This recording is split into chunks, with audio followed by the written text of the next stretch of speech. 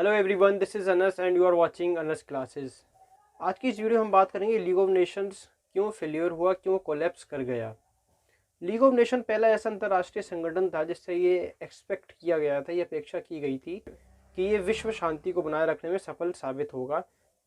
लेकिन वो क्या प्रॉब्लम्स थी जिसकी वजह से लीग ऑफ नेशन सर्वाइव नहीं कर सका, नहीं बच पाया। तो आज की इस वीडियो में जानेंगे उन्हीं कुछ रीजंस के बारे में। लीग ऑफ नेशन की स्थापना 1919 में पेरिस सम्मेलन में लिए गए निर्णयों के अनुसार की गई थी। औपचारिक रूप से लीग ऑफ नेशन की स्थापना 10 जनवरी 1920 को हुई और स्विट्जरलैंड के जिनेवा में इसका हेडक्वार्टर स्थापित किया गया था। दरअसल लीग ऑफ नेशन की स्थापना उन परिस्थितियों का रिजल्ट थी, उन परिस्थितियों का परिणाम थी जो कि फर्स्ट वर्ल्ड वॉर के बाद उत्पन्न हुई थी। फर्स्ट वर्ल्ड वॉर में एक बड़े स्केल पर जान और माल का लॉस हुआ था और आदर्शवादी ये चाहते थे कि भविष्य में ऐसा कोई दूसरा विश्व युद्ध ना हो। आदर्शवादियों का यह मानना था कि फ्यूचर में किसी भी इंटरनेशनल डिस्प्यूट का शांतिपूर्ण तरीके से समाधान किया जाएगा और उसके लिए ज़रूरत हमें एक वैश्विक संगठन की।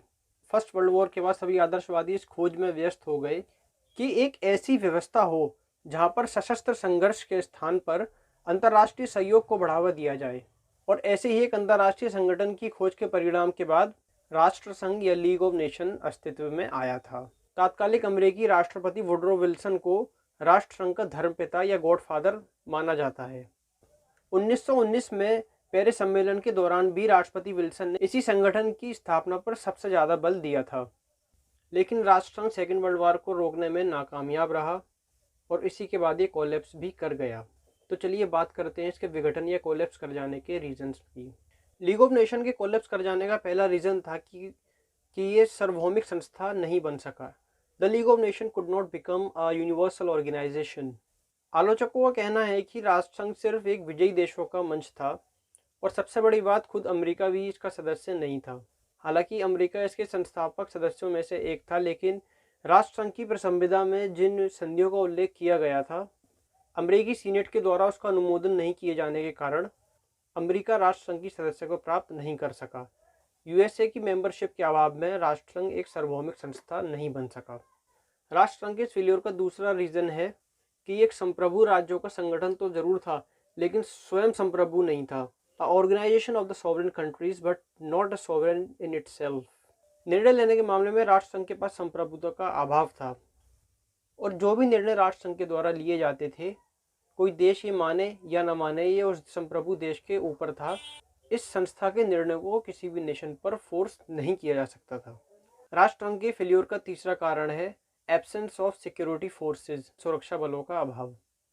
सॉवरेनिटी न होने के साथ साथ राष्ट्रसंघ के पास कोई सिक्योरिटी फोर्सेज भी नहीं थी जिसके माध्यम से वो अपने निर्णय को विभिन्न देशों में या जिस देश के लिए वो निर्णय लिया है वहाँ पर उसको लागू करा सके। शांति भंग करने वाले देशों के खिलाफ अगर राष्ट्रसंघ कोई कार्रवाई करना भी चाहे, इसके लिए ज़रूरत पड़ती है सिक्योरिटी फोर्सेस को उस देश पे भेजने की, जो कि राष्ट्रसंघ के पास नहीं थी। राष्ट्रसंघ के फेलियर का चौथा सबसे बड़ा कारण है कि किसी भी देश को इसके निर्णय को मानने के लिए बाध्य नहीं किया जा सकता था। No one can be forced to follow its decision. जैसे कि पहले हमने बात की थी कि राष्ट्रसंघ के पास संप्रभुत्व का अभाव तो था ही था, इसके साथ साथ इसके निर्णय को मानने के लिए कोई भी संप्रभु देश बाध्य नहीं था कि जो भी निर्णय राष्ट्रसंघ ने दिए हैं वो उनको मानना ही पड़ेंगे। लीग ऑफ नेशन के कोलैप्स कर जाने का पांचवा सबसे बड़ा रीज़न था प्रमुख देशों की अनुपस्थिति, absence of the major powers. जैसे कि हमने पहले बताया था कि अमेरिका के राष्ट्रपति विल्सन, जो कि इसके संस्थापक सदस्यों में से एक थे, उनका खुद का ही देश कभी राष्ट्रसंघ का मेंबर नहीं बन पाया। जर्मनी 1926 में राष्ट्रसंघ का सदस्य तो बना, लेकिन हिटलर की सत्ता में आ जाने के बाद 1933 में जर्मनी ने इसकी सदस्य से त्यागपत्र दे दिया। यूएसएसआर ने 1934 में इसकी सदस्यता प्राप्त की थी, लेकिन फिनलैंड पर उसके द्वारा किए गए आक्रमण की वजह से 1940 में यूएसएसआर को निष्कासित कर दिया गया। इसके अलावा जो भी देश राष्ट्रसंघ के निर्णयों से अप्रसन्न हुआ, उसने भी समय समय पर राष्ट्रसंघ से अपना त्यागपत्र दे दिया। 1933 में जापान और 1937 में इटली ने राष्ट्रसंघ की सदस्य को छोड़ा, जबकि जापान और इटली दोनों ही इसके संस्थापक सदस्यों में से एक थे। सबसे बड़ी प्रॉब्लम इसके वोटिंग स्ट्रक्चर को लेकर थी। लीग ऑफ नेशन के स्ट्रक्चर की सबसे बड़ी कमी ये थी कि आर्थिक साधनों के लिए वो अपने ही सदस्य देशों पर निर्भर था। इनकम के कोई भी स्वतंत्र साधन उसके पास नहीं थे। और इसके स्ट्रक्चर की दूसरी कमी ये भी थी कि शुरुआत से ही जो पराजित देश थे उनको राष्ट्र संघ में शामिल नहीं किया गया था। लीग ऑफ नेशन के फेल्योर का 7वां सबसे बड़ा कारण है वो है मात्र औपचारिक सदस्यता, formal membership only. League of nation के जो भी सदस्य राष्ट्र थे उन सदस्य राष्ट्रों की लीग ऑफ नेशन में कोई अंदर से आस्था नहीं थी, कोई जुड़ाव या लगाव जैसी बात नहीं थी। जो मेंबर थे वो मात्र औपचारिकता के लिए थे, सिर्फ औपचारिक रूप से वो लीग ऑफ नेशन के मेंबर थे।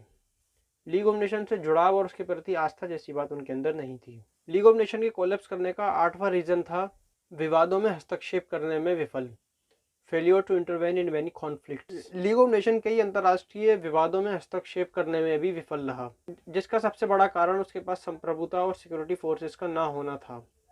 इसी एब्सेंस ऑफ सॉवरेनिटी की वजह से लीग ऑफ नेशन काफ़ी कॉन्फ्लिक्ट्स में इंटरवेन नहीं कर पाया, और सबसे बड़ी बात सेकेंड वर्ल्ड वॉर को रोकने में भी लीग ऑफ नेशन असफल रहा।